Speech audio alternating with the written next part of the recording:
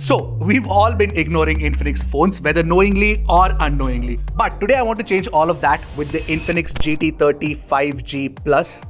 Weird name, but in fact, a great phone. And what I'm going to do actually is double tap on the GT trigger, open up Swiggy, which you can actually set to do, and order something for myself. And while this order is getting delivered, I'll tell you why you should consider this performance-oriented phone under rupees 20,000 and why it could probably be worth the money.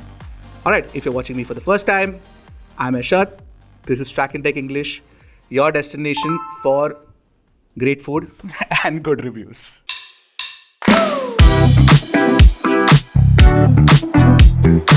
So let's start by talking about what actually sets the GT30 5G Plus apart, and that has to be the design of the phone. The thing that you will notice immediately are these sharp lines and very futuristic look that Infinix has created on the rear of the phone. Of course, this is a polycarbonate back with a polycarbonate frame, but it's got this glass-like texture for the back, which is kind of interesting. And unlike other Infinix GT phones that have launched this year, it is also lined up with LEDs. So they light up when you get calls, notifications, or even when you're recording videos. By the way, Infinix calls this something out of a sci-fi movie design, Cyber Mecha 2.0, and it is clearly aimed at the youth gamer demographic, and obviously I'm not youthful anymore.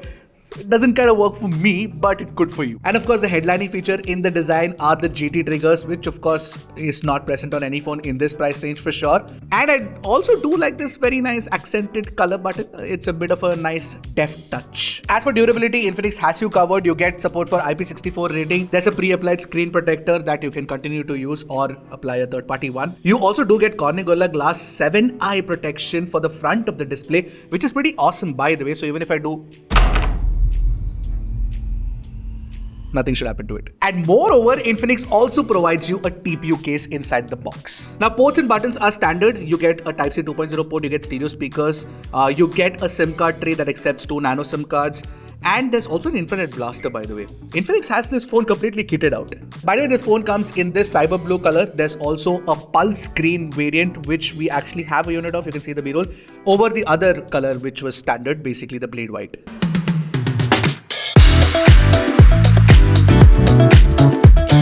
Now, a gaming phone deserves a good display, and the GT30 5G Plus definitely has one. It's of course a flat display. Now, this is a 6.78-inch AMOLED panel with 144Hz refresh rate with 1.5K resolution and LTPS technology no less, which basically means that it can actually cycle between 60, 90, 120 and 144Hz. You also get 1600 nits in HBM mode and 4500 nits when you're watching HDR content.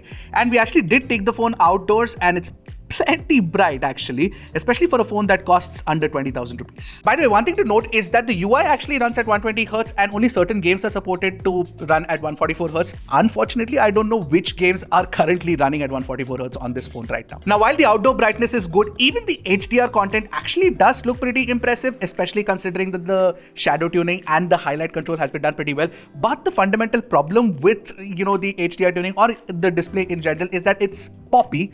Of course, a lot of people prefer that. However, I prefer a little bit of a neutral color tuning, which is actually not possible on this phone. There are two things about the display that I particularly find very impressive is that the PWM dimming is 2304 Hz, which means that if you are sensitive to low light flicker, on low brightness when you're watching content in the dark, then that's definitely not going to be a problem for you, which is fantastic. Of course, the optical in-display fingerprint scanner is also very good. But most importantly, X-axis linear motor actually offers very good vibration feedback, which is something that is a rarity in this price range. So great job, Infinix. By the way, you do get proper stereo speakers with DTS support, and there are phones that cost more than this with a single speaker. Not.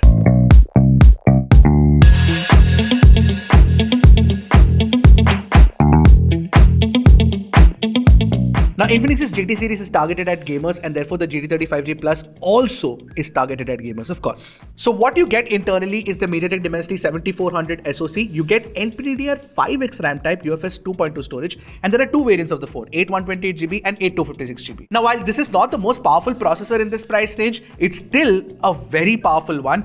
And what Infinix has done completely surprised me. It's basically tuned this MediaTek Dimensity 7400 the best of all the Dimensity 7400 phones that we've tested till date here at Trakin Tech English. So we got the best Antutu score of 7.4 lakhs, The Geekbench score was the highest of all the Dimensity 7400 phones that we've tested. Heck, even the CPU runs very stable in our CPU throttle test. The GPU stability is very good in our 3D Mark Wildlife test. And if you look at the CPU stability once again, you will notice that the average GIPS is the highest of all the phones here. Now here's the kicker. The Infinix GT30 is actually officially certified by Crafton to run BGMI at 90 FPS, and we tested it out and it does indeed run it at 90 FPS. In fact, COD Mobile also runs at 90 FPS. But obviously BGMI and COD is not enough for us. So we ran Genshin Impact where we play the game at highest graphics and locked the target FPS to 60 FPS, and we got about 40 FPS, which is also very good. But more importantly, average temperatures. Just take a look at the highest temperature actually. Take a look at that. It's not even breached 40 degrees.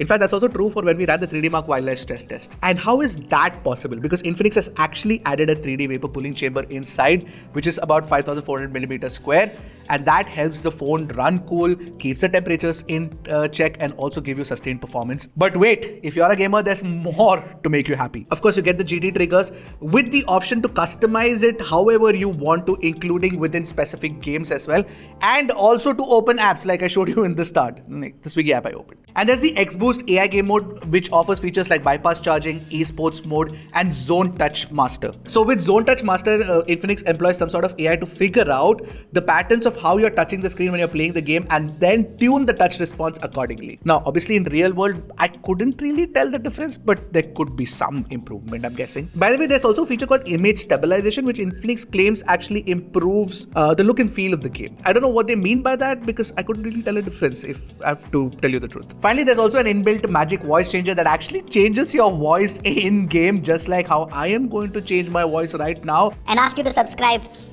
to Trakin.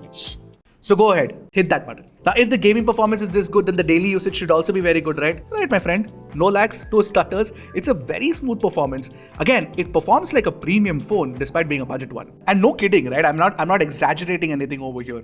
Infinix has actually tuned the software really well. And the misconception that one has about XOS 15 gets immediately thwarted once you start using it. Alright, now moving on to network support, you get support for 10 5G bands, you get support for Wi-Fi 6, Bluetooth 5.4, but there's no NFC support. Now, the battery inside is a 5500 mAh, a standard lithium-ion battery that takes about 56 minutes for a full charge using the 45-watt charger that you get inside the box. Unfortunately, I haven't had enough time to, put the battery to complete test, so stay tuned for a full review. Or if you want a full review or a comparison, let me know in the comments. We'll try to do that for you.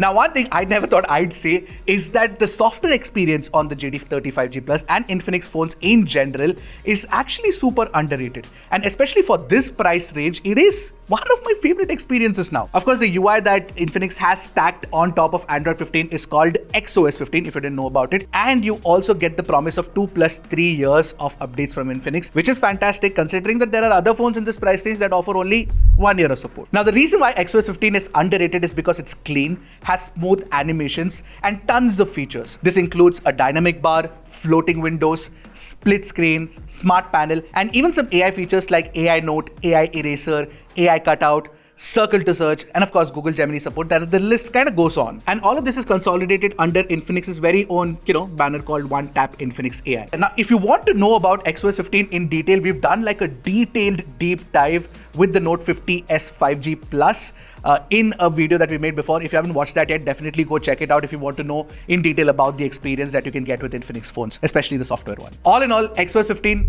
is solid.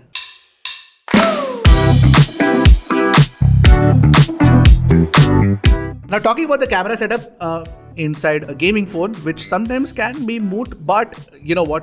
I'll talk about it regardless, because what you get is a 64 megapixel Sony IMX 682 sensor with an 8 megapixel ultra wide and a 13 megapixel selfie camera. But these specs don't matter. How are the pictures? Let's take a look at that. So for the most part, it actually clicks decent pictures during the day with enough amount of details.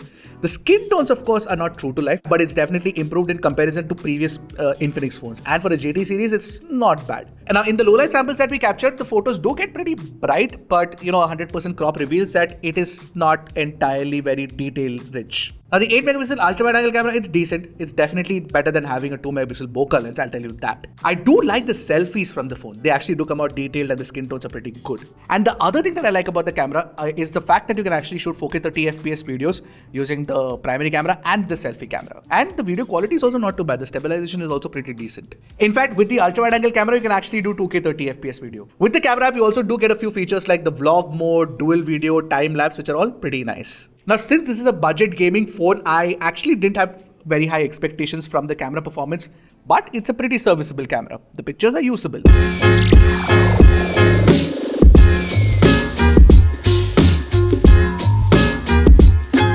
Alright, so we are at the end of the video and my food is also here that I had ordered. And I ordered something very specific, and that is this protein bar. And just like this protein bar, the Infinix GT30 5G Plus has also managed to eke out the best performance that you can from the Dimensity 7400, which is something that I definitely did not expect from Infinix. They've delivered. And it does this without necessarily compromising on other aspects of the phone that a lot of people will care about. Like, I care about this protein bar right now. I'm hungry. I'm gonna say this.